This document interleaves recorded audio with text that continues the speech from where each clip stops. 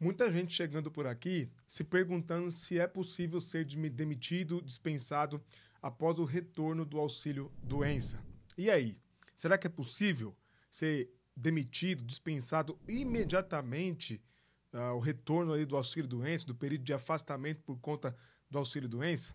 Eu posso te antecipar que isso depende e depende muito, por isso que é importante você ficar até o final desse vídeo para você poder entender.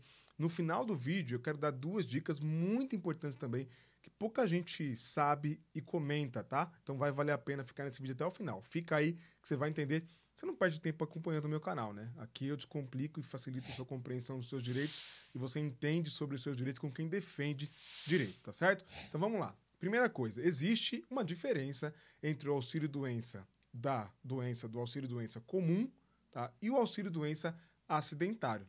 Existe uma diferença desses dois. Você deve imaginar que o auxílio-doença comum é o afastamento, né, ali no INSS, sendo afastado pelo INSS por conta de uma doença comum que não necessariamente está vinculada ao trabalho. Ela não decorre do trabalho. Esse é um ponto, tá? E o auxílio-doença acidentário, você deve imaginar que é por conta de um acidente de trabalho. Perfeito. Acidente de trabalho. Tá? Então, existem esses dois tipos de auxílios-doenças, principalmente. Tá? Comum e acidentário. No entanto, o que é preciso dizer aqui é que você pode ser dispensado, pode ser demitido, logo após o retorno do auxílio-doença comum. Não existe, em regra, mas no final quero contar algumas informações que pode ser que exista por conta de um instrumento, do documento, tá? Mas em regra, não existe na lei, na legislação, uma determinação pré-estabelecida de que se você retornar do auxílio-doença comum, você está aí com a estabilidade, com a garantia de emprego por 12 meses, seja lá o tempo que for. Não existe. Mas, quanto ao auxílio-doença acidentário, por conta de um acidente de trabalho, existe. Existe sim uma regra de no mínimo 12 meses de estabilidade. Ou seja, você retorna e não pode ser dispensado dentro desses 12 meses de estabilidade. E se quiser ser dispensado, ser demitido, pedir as contas, tem ainda, em muitos casos, tem que contar com a assessoria de um sindicato, do acompanhamento do sindicato. Mesmo que a empresa queira te dispensar. Obviamente que essa regra não vale para dispensa por justa causa. Aí não. Aí não tem estabilidade. Portanto, diante de tudo que eu disse aqui já, sim, você pode ser dispensado imediatamente ao retorno do auxílio-doença, a depender do tipo de doença, do tipo do auxílio que você está recebendo.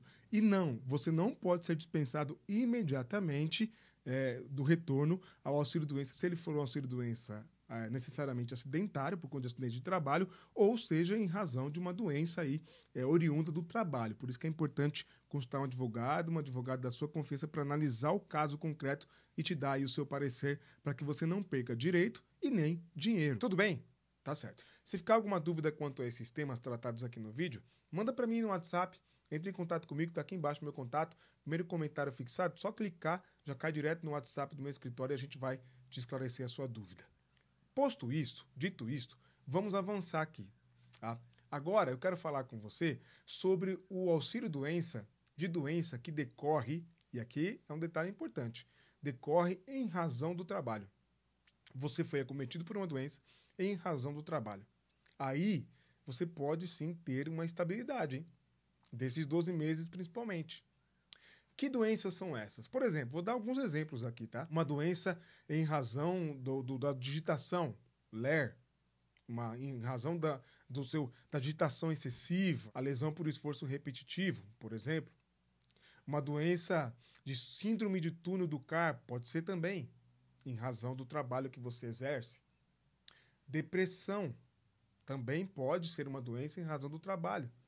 Burnout, também, e aliás, burnout está na moda, infelizmente, né? É mais do que um cansaço, do que uma estafa o burnout, não é um esgotamento mesmo, por conta do trabalho. Então, não é simples para o trabalhador e também, principalmente para o empregador, sair dispensando o trabalhador quando retorna do auxílio-doença. Por isso, você aí, departamento pessoal, de RH, você aí que trabalha assessorando empresas nessas questões. Preste atenção, muito cuidado, porque você pode dispensar um trabalhador, uma trabalhadora que tem estabilidade, pode tomar uma invertida e ter isso revertido judicialmente, entre outros pedidos indenizatórios, por exemplo. Então é preciso tomar cuidado, cautela e ter a assessoria de um advogado, uma advogada da confiança para poder analisar o caso e dizer com firmeza, não, pode dispensar, é melhor não dispensar. Então, existe sim o auxílio doença em decorrência de doença que está vinculada a doenças que são decorrentes aí, que estão vinculadas ao trabalho. E também existe auxílio doença de doenças, auxílio doença comum de doenças que foram agravadas pelo trabalho. O trabalho corroborou para o agravamento dessa doença e, portanto, para o afastamento. É uma doença comum, mas o trabalho agravou. E é possível se falar sim em instabilidade por conta disso. Preste bem atenção, porque são detalhes que fazem a diferença e podem trazer prejuízos para você, trabalhador ou empregador. Mas tem um detalhe que pouca gente observa, e você que está assistindo o vídeo até aqui já vai ganhar muito com esse vídeo, mais do que já ganhou das informações que eu trouxe aqui. Tá? Esse detalhe, inclusive, só para eu poder compartilhar com você, já te peço, deixa o like, porque eu acho que vale o teu like nesse vídeo, com as informações relevantes que eu estou trazendo nesse vídeo. Quanto mais curtidas, mais interação com o vídeo, compartilhamento, mais o YouTube entrega o nosso conteúdo para outros trabalhadores, outros empregadores. Conto com a sua ajuda, estou te ajudando, você me ajuda.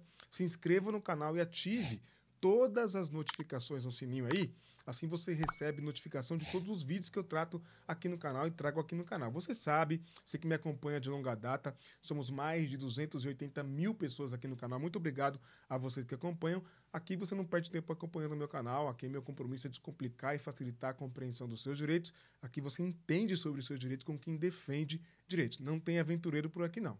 Sempre estudando, pesquisando, trazendo conteúdo relevante, porque cidadão e cidadã que conhecem os seus direitos são cidadãos e cidadãs protegidos. Isso vale para empregado, para trabalhadora, para trabalhador, quanto também vale para empresários. Sou advogado de empresas e de trabalhadores. Estou sempre buscando trazer o direito aqui, independentemente das partes.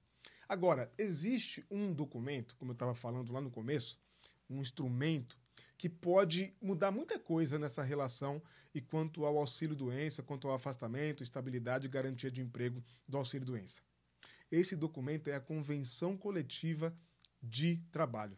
Convenção Coletiva da categoria ali do trabalho. Esse documento, obviamente, ele nasce por conta de uma discussão, né, de ajustes que existem entre sindicatos de empregadores e sindicatos de trabalhadores. Dessas negociações nasce ali a convenção coletiva com regras. E agora, depois da reforma trabalhista de 2017, a convenção coletiva pode ter mais força que a lei. Já ouvi falar do negociado sobre o legislado, o peso, o valor do negociado sobre o legislado, e isso em decorrência da reforma trabalhista. A reforma trabalhista mudou isso e deu poder, deu força à convenção coletiva. E na convenção coletiva, aliás, deixa eu perguntar aqui para você. Você, trabalhador, você, trabalhadora, você, empregador, empregadora, conhece a convenção coletiva da categoria aí dos seus empregados? Conhece a convenção coletiva da sua categoria, da sua atividade que você tem aí? Você, trabalhador, trabalhadora, conhece a convenção coletiva da sua categoria? Pouca gente conhece, hein? Não é prática, não é hábito.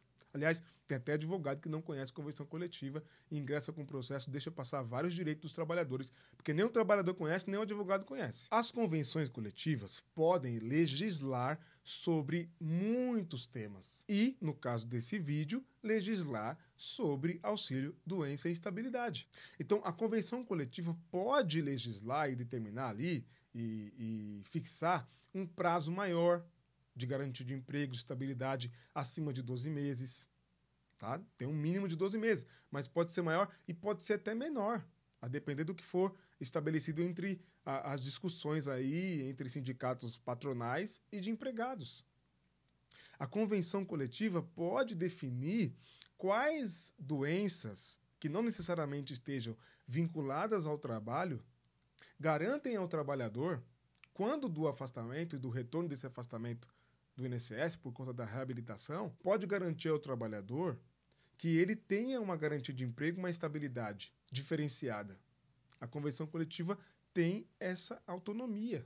Ela pode ser um instrumento que estabelece prazos critérios, doenças diferenciadas aí. Uma categoria específica, um exercício, uma atividade específica, que, através da convenção coletiva, se estabelece um prazo maior de estabilidade e garantia de emprego, ou até mesmo se estabelece a estabilidade, a garantia de emprego para aquele trabalhador, para aquela trabalhadora, quando o retorno da alta, né, da reabilitação pelo INSS. Então, é importante, mas é muito importante notar e ficar atento a esses pequenos detalhes, porque eles fazem a diferença. Convenção coletiva tem muito poder, gente. Tem multas na convenção coletiva, tem direitos na convenção coletiva, direitos para empregadores e para trabalhadores, que muita gente desconhece. A minha recomendação, se você puder guardar alguma coisa, além do que eu já disse quanto às estabilidades, né? Você trabalhador, trabalhadora, você empregador, empregadora, desse vídeo, guarde essa recomendação. Procure conhecer a convenção coletiva dessa categoria. Procure conhecer a convenção coletiva que rege a sua relação, além da CLT, com os seus empregados. E você, trabalhador, trabalhadora, procure conhecer a convenção coletiva da sua categoria. Entre em contato com o sindicato para saber.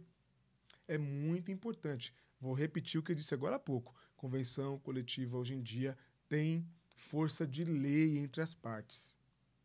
Tá? E juiz, olha, a não ser que a convenção coletiva fira a Constituição ou afronte a CLT e algum direito fundamental do trabalhador, juízes não têm, ultimamente, confrontado e mudado o que é negociado aí entre as partes e registrado, né, na convenção coletiva, consagrado ali na convenção coletiva, por conta dessa alteração da reforma trabalhista. Em muitos pontos é bom, mas do que eu tenho visto, em grandes partes aí das relações de trabalho, isso é um pouco prejudicial até para o trabalhador.